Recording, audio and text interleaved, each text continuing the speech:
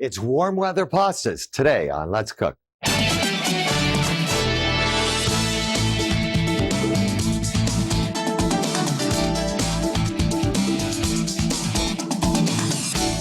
Hi, welcome to Let's Cook today, where our theme today is warm weather pastas. That means that we're making pastas for warm weather. You know, you think about the wintertime, pastas are very good in the winter, but they're also delicious in the summer. So today we're doing 2 salads and 1 hot pasta dish that is great for the summer. First thing I'm going to show you in this segment, however, is how to cook pasta in the summer. In the winter, we want the heat in the kitchen, so we let the pasta boil. We cook it uncovered.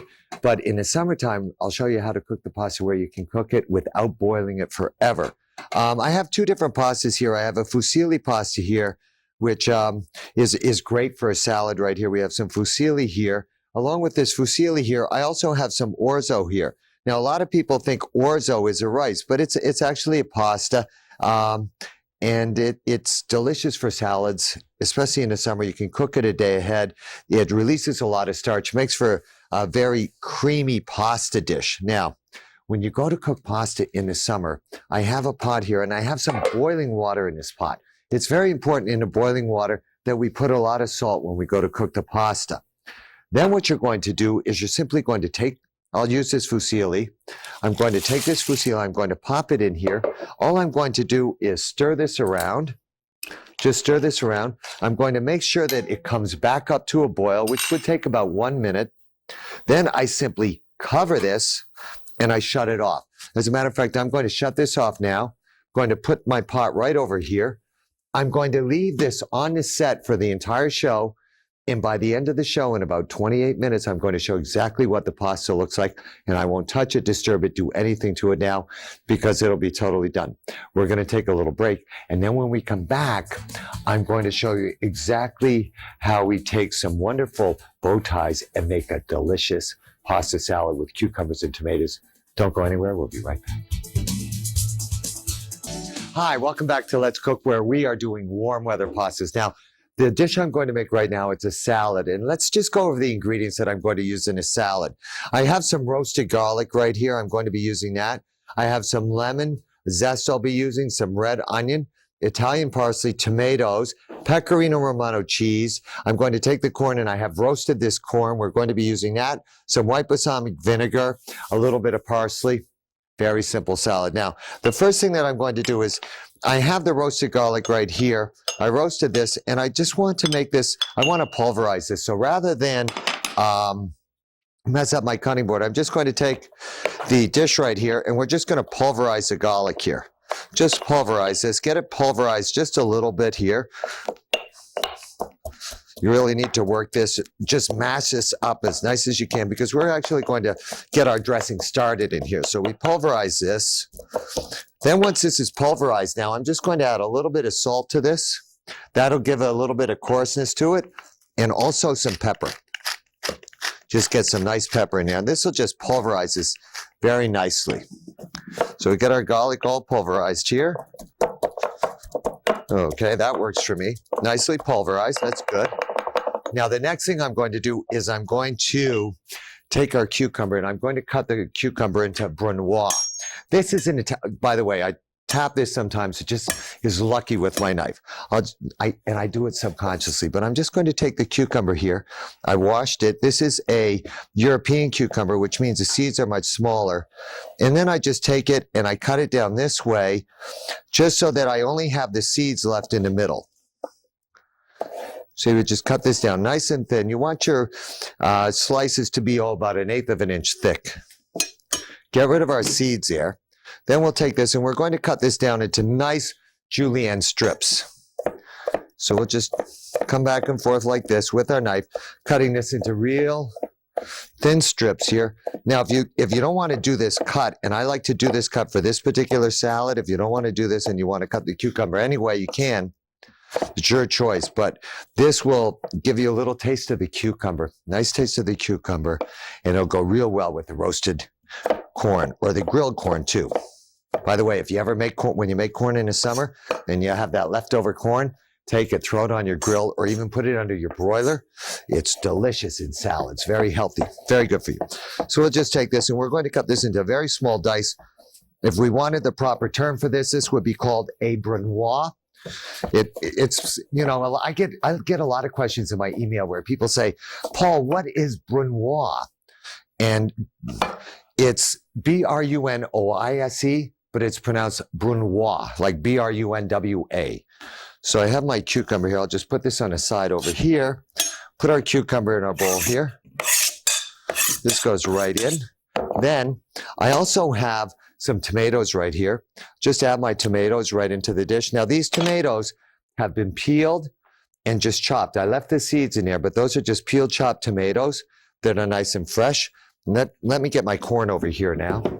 The corn, I'm just going to take this off. All I did with this corn is I broiled this corn, which means I took the outer husk and the, what's it called? The hair fibers. I can't believe I can't remember what they're called. Maybe somebody in the control room will remember. The silk. The corn silk. It's been a while. It's been a while since I removed corn silk. So we have our corn here as well. Now, we're also going to take red onion. We need a lot of different flavors and textures and tastes. A lot of people like to say they're building flavors when you're doing this layer upon layer of flavors.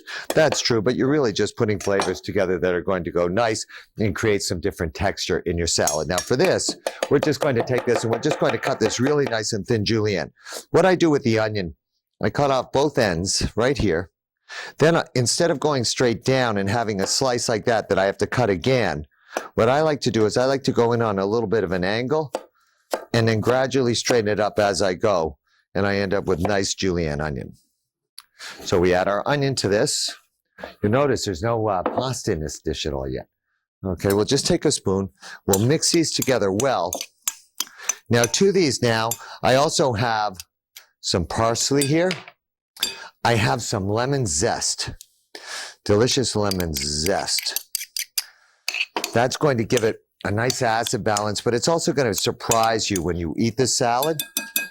Okay, now we'll take our garlic right here. A little bit of roasted garlic. Oh, so good. Mix that together. Now we make our dressing. To make the dressing, put in my olive oil. And I'm using white balsamic vinegar here. We just toss this together.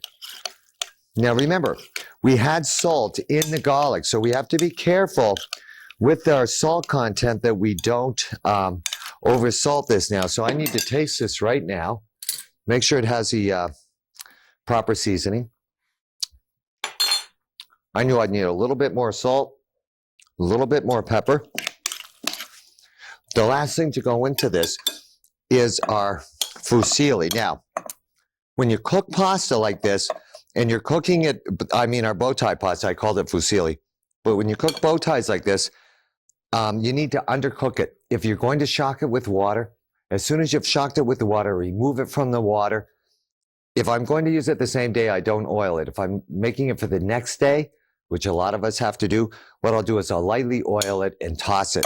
That'll prevent it from sticking.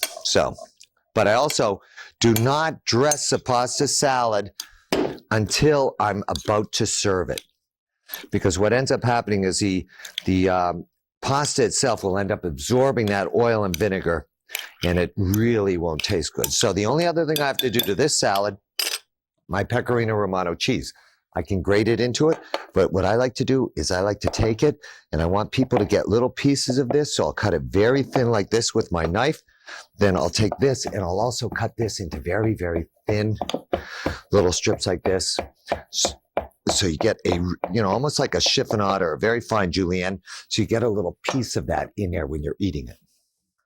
Okay, this pasta dish is done. This warm weather pasta dish is done. We're going to take a little break. And then when we come back, I have another wonderful pasta dish, a fusilli with a chive mushroom sauce. Don't go anywhere. It's warm weather pastas today on Let's Cook. We'll be right back. Hi, welcome back to Warm Weather Pastas today on Let's Cook. Now, we did our one salad. We have our pasta cooking here. Now we're going to do a warm weather pasta, which means it's a hot dish. And it's made with mushrooms and chives, and I'm using the fusilli that we have right here. First thing I'm going to do is I have a shallot here, and we're going to finely chop the shallot. So we'll take our shallot, we'll cut it in half. With the shallot, you really don't even need to cut across it like you would with an onion. What you need to do is you just need to take and make thin slices across it this way. This is what I find. Then with my knife, I just barely shave this off. You see how nice and small that comes off now? And the shallot is small enough that that's all I really have to do. So I'll just, and I'll do both of these. This is beautiful. Now, by the way, now I'm doing it the other way, but because I'll sometimes, just out of habit, I do it that way where I cut across the shallot. But if you don't want to buy shallots because of the expense of them, you can substitute onions as well. Everybody knows that.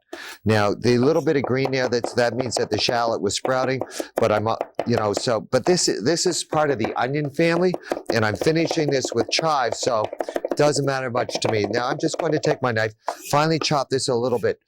If you don't like using a knife, let's say you're at home in the kitchen, you don't like using a knife, and you say, I'm going to use my food processor to go ahead and cut up the shallot. What you're going to do is you're going to hurt the integrity of the shallot. The shallot will actually get upset with you because it prefers to be cut with a knife because that's where the flavor comes out best. So, I have my shallot right here. I'm going to start to heat my pan here. To my pan now, a little bit of olive oil. Now, I don't really want the shallots to brown up, so we'll just take our shallots now. We'll start to sweat them off. The term sweating simply means that you're going to take the shallots and turn them translucent without allowing them to brown. So let those start to sweat up. Now we'll get our mushrooms in there. I'm using an assortment of mushrooms. And by the way, mushrooms are so good for your digestive tract. They're also loaded with different flavor compounds that are really healthy for you. So we'll start with our shiitakes because they can take the most heat of anything I'm putting in here. So I have a couple of shiitakes I'm going to drop right in there with the shallots. Look in the pan here now. See how my shallots are starting to brown up there a little bit? What I'm going to do now is just add a little bit of stock to this. That stock is going to prevent them from browning. It's also going to allow those mushrooms to cook. I also have some baby bellas here too. So we'll just put a couple of baby bellas in here. Don't need too many. And I also have common mushrooms too. Now, the other thing that some people ask me is they say, Paul, you don't wash mushrooms, do you? And I say, in all honesty, I really do wash mushrooms because they're grown in dirt. And if I don't wash some mushrooms, how am I going to get the dirt off? So yes, you can take a little bit of mushroom brush. I even have one here at the set. And you can brush off the dirt on the mushrooms because they are like a sponge. They're like the eggplant. They just soak in that water. But if you take them, wash them very quickly in water, and then pat them dry, you'll be fine. So, see these oysters. Beautiful oyster mushrooms here. Now, the oyster mushrooms, I'm not going to cut at all. As a matter of fact, right here, they're attached right here. And what I like to do with these is I just tear these off, or with my knife where they're all attached right here. I'm going to take this now, just cut this off, and then just drop these mushrooms in. Now, you'll notice the way I put the mushrooms in, almost all of my mushrooms are cooked now except for the oysters. The oysters don't take that long to cook. So now we'll just saute this off a little bit. I'm going to now add just a little bit of stock here.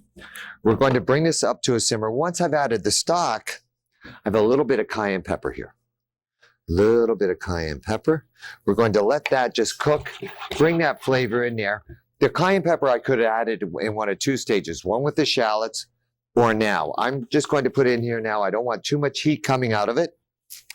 Okay, now in goes my fusilli. Just drop our fusilli in here. And we're going to allow this fusilli with the stock to come up to a simmer. The fusilli is going to release a little bit of starch. It's going to absorb the flavor of the broth here, the chicken broth, with the mushrooms.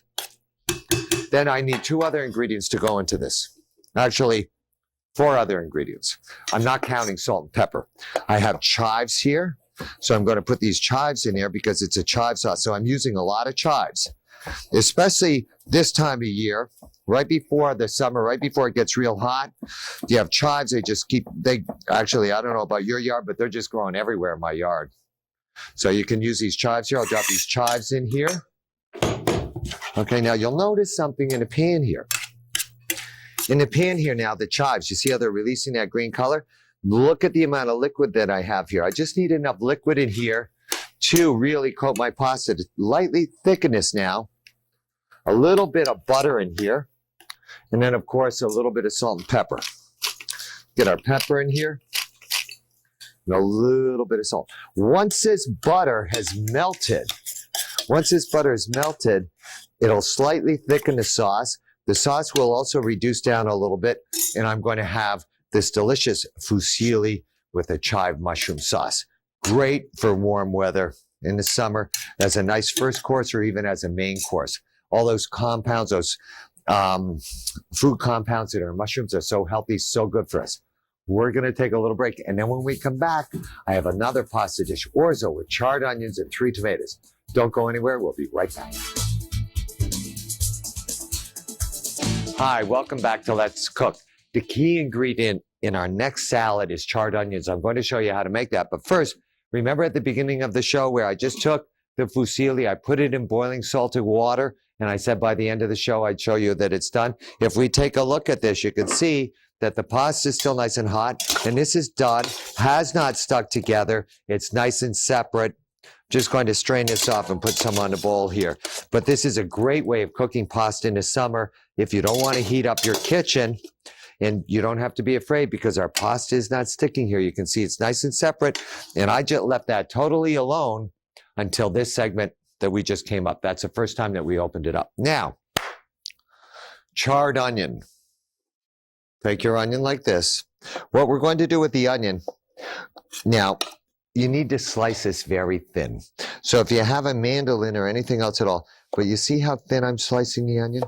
Not even a 1/16 of an inch, almost so it's translucent. You see how you can see it, the knife through the onion? Just take your time, nice and slow. You're going to cut this very thin. Once you've cut this very thin like that, you need a sill pad. This is a sill pad right here. I'm not using any oil on these onions or anything else at all, but if you don't have one, you could spray your cookie sheet or your baking pan with a little bit of oil so it doesn't stick. We then just take our onions, we put them onto the sill pad like this. Now I already have some done in the oven here. And what you have to do is 320, 300 degrees, even up to 350, but you can see how they look and you see how they get very light, like charred onions. Delicious flavor. It's almost like onion candy, out of this world. So I need the charred onions for that. Now, the next thing I need to show you, right here at the beginning of the show, I mentioned how sticky orzo can get. Now, this is orzo that we cooked, and you can see if I put my hand in there, it sticks right to my hand.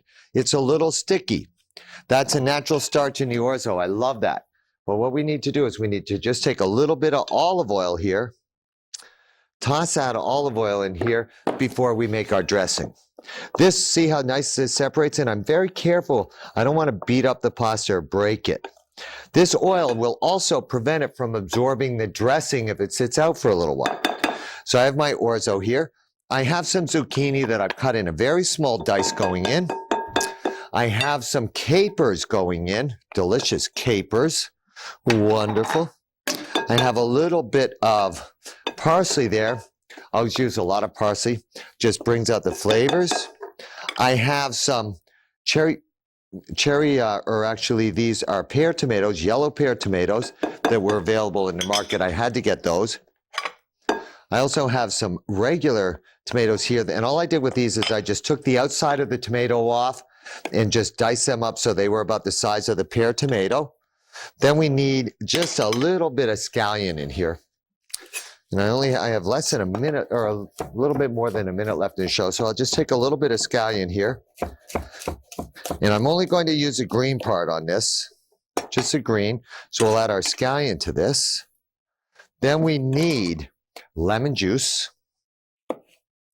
Lemon juice goes in our salad right here, just our lemon juice. That's our acid, and this is our lemon juice right here. And I'm not using any oil in this.